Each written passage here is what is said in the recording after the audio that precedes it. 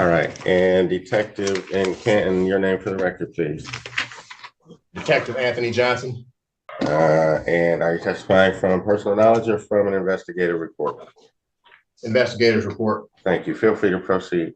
All right, Your Honor. On December 25th, 2024, Officers Ohala and Hussein responded to 1558 East Lakeview Lane in Canton, Michigan for a welfare check after Job Gibson called 911 whispering he needed help. Karen Braxton had obvious abrasions on her face and neck upon officers' arrival. Braxton advised her ex-boyfriend, Jermaine Robinson, assaulted her after allegedly breaking into the home. Braxton states that Robinson lived with her previously, but no longer lives there as of April or May of 2024, and that he no longer has the key, but that she hasn't changed the garage code. Robinson stated that he does reside there, but hasn't been there in a few days due to work. Robinson stated that he still has a key to the residence, but no property inside the residence besides some mail and packages. Robinson has granted consent to search his phone. Braxton would not disclose contact information for another male who allegedly dropped her off the night of this incident. And again, due to the conflicting stories, the allegations of the home invasion that was reported are still being investigated. Officer Ohala reported that Braxton arrived home from a party at about 8:15 after being driven home by a friend. At 8:16, Braxton received a phone call from Robinson, but did not answer. Braxton began speaking with her daughter's friend in the driveway and observed the garage door open due to the friend opening it. Braxton walked into the garage, closed the garage door, and walked into the home. Robinson then called Braxton, to which she answered, and he began questioning who the male was that dropped her off. Braxton told officers she then heard Robinson speaking with the male who dropped her off on the phone.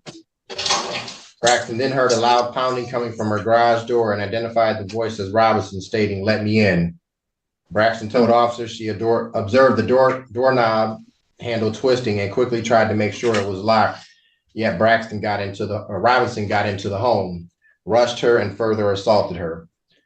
Per Officer Ohala's report, Braxton could not remember the actual assault as she fell to the floor and got into a fetal position.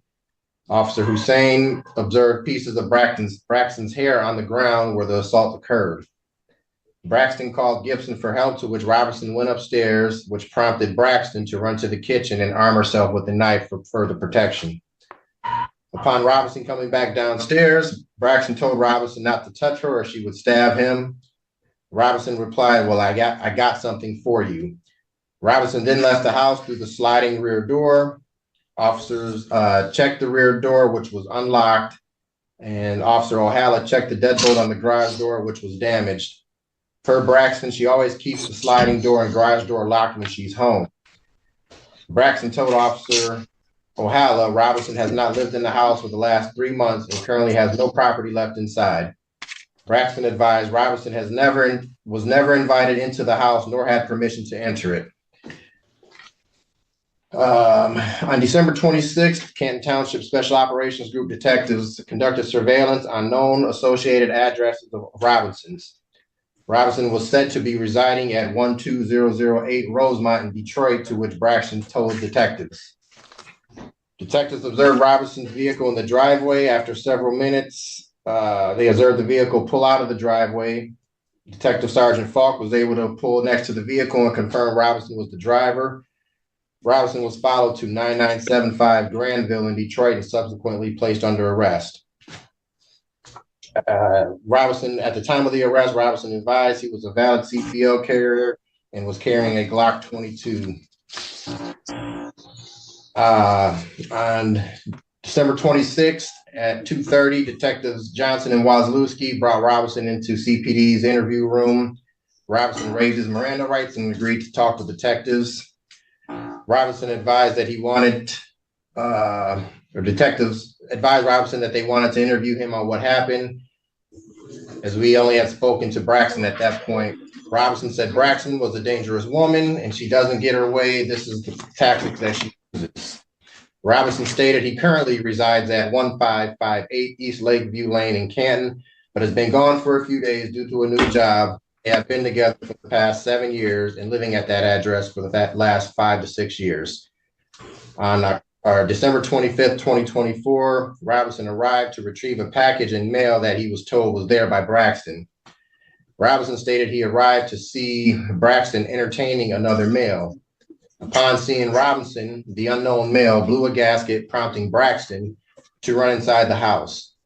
Robinson stated he knocked on the side door due to his keys being inside of his car. Robinson states that he separates his car keys from his house keys, which were not on his person. Robinson stated Braxton let him inside the house through the slide door. Robinson identified the unknown male to have left in a Mercedes vehicle. Robinson was asked about the door inside the garage that had some damage. Robinson advised that it was the damage was from previous times and that he had fixed it in the past, but it was still not completely fixed. When Robinson was in the house, he described the conversation as being brief, to which he confronted her as being on some bullshit again. Robinson stated that while in the house, he stayed by the side entry near the kitchen table. Robinson denied moving through the house or that assault ever took place.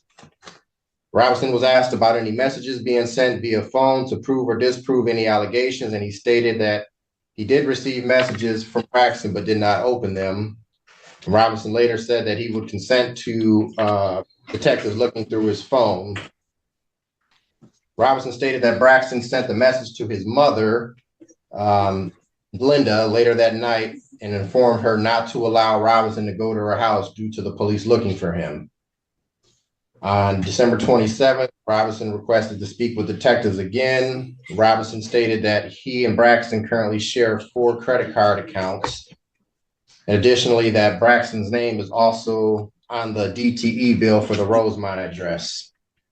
Robinson stated that he does have keys for the Lakeview address in Canton, but that he only arrived at CPD with his wallet, his property, so he did not have the keys with him. An interview with Braxton. Upon speaking with Braxton, on a follow-up phone call, she stated that Robinson had appeared over her house as she was being dropped off by a male.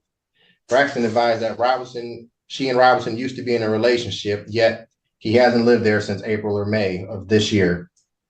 Braxton advised Robinson forced entry into the door leading into the house from the garage. Braxton stated she always leaves the door unlocked and tried to beat him to the door to lock it. Upon Robinson entering the home, he then knocked Braxton down and grabbed her. We asked Braxton if the caller, Joe Gibson, witnessed the altercation, to which he stated he did not and was in the basement at the time. We asked Braxton if her male friend that dropped her off was present during that altercation, and she said no. Braxton stated Robinson had contacted with the male while she was on the phone with Robinson, and the two of them were outside in an unknown location. Upon asking for the male's information that dropped her off to conduct a follow-up phone call, Braxton would not disclose his information. On December 27th, Detective Wazowski contacted Braxton inquiring about the ownership of the property. Per Braxton is the rental property and she is the sole individual on the lease agreement. Contact was made with Robinson's mother, Linda Scandrick, regarding the text message she received from Braxton. Linda stated she received a text message around 8:57 the night of the 25th, and that Braxton had called her just prior to that text message. Linda advised the message pertained to Braxton telling her the police were being sent to her home to look for Robinson and he needs to go somewhere else. And that is the end of the investigator's report. Thank you. I do find probable cause to sign the warrant. Mr. Robinson, can you step forward and give us your name for the record, please? Jermaine Robinson. And thank you. And Mr. Bird, enter not guilty plea on your client's behalf as to bond and as to bond. 52-year-old lifelong resident, Your Honor. In the case is that he has 3 minor children. He is employed, but unfortunately he's off due to the season. I'm not sure how much bond he'll be able to afford, but Your Honor, hopefully we can get him a personal bond today. He understands that it's going to have to be no contact. And I think he thinks it's best, and I think we all might think it's best that they stay away from each other at this moment.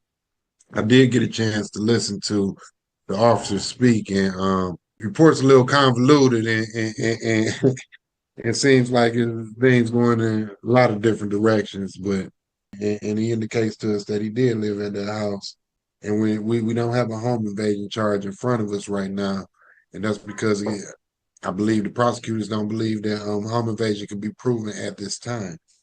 So respectfully, Your Honor, we're going to ask for a personal bond. So when you say that he's not working due to the season, what does that mean?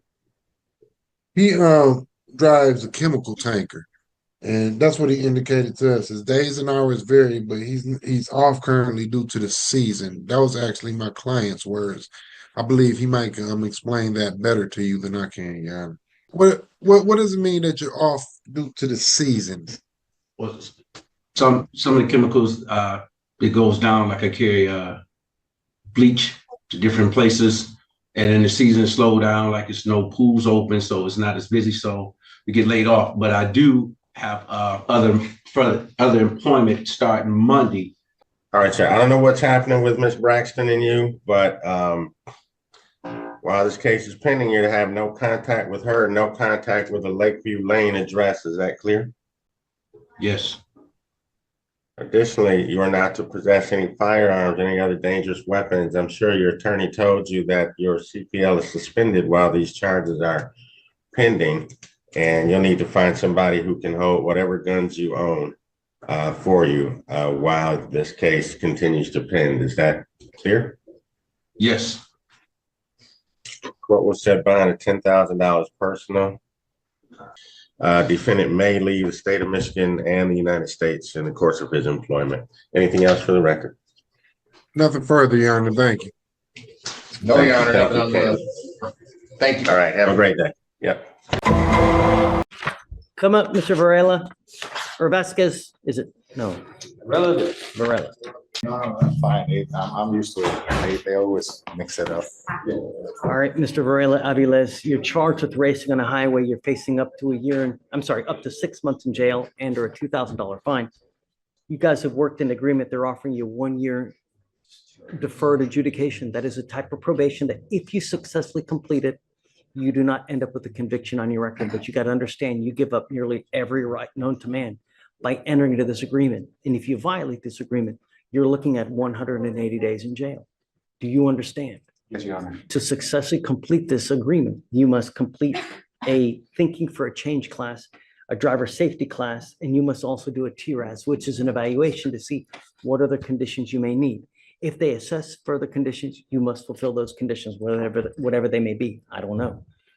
No drugs, no alcohol, and 10 hours of community service. You will also undergo random urinalysis. Is this how you understand the agreement? Yes, Your Honor. I will make it sweeter for you. If you do everything well, I'll take you off in half the time. But that means no racing, don't test positive, and most importantly, be nice to everybody. I don't do drinks. I don't do drugs. I don't do nothing. Be nice to your probation officer because they have your life in their hands. They can either, give you a good time or make your life miserable. Once you accept this agreement, you can never change this or undo this. Is this what you want to do? Yes, Your Honor. How do you plead to the offense of racing on a highway? Guilty. I will not find you guilty. I will withhold that.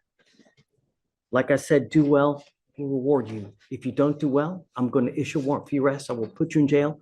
We're going to have a hearing to see whether you violated this probation. If you did, you're looking at 180 days.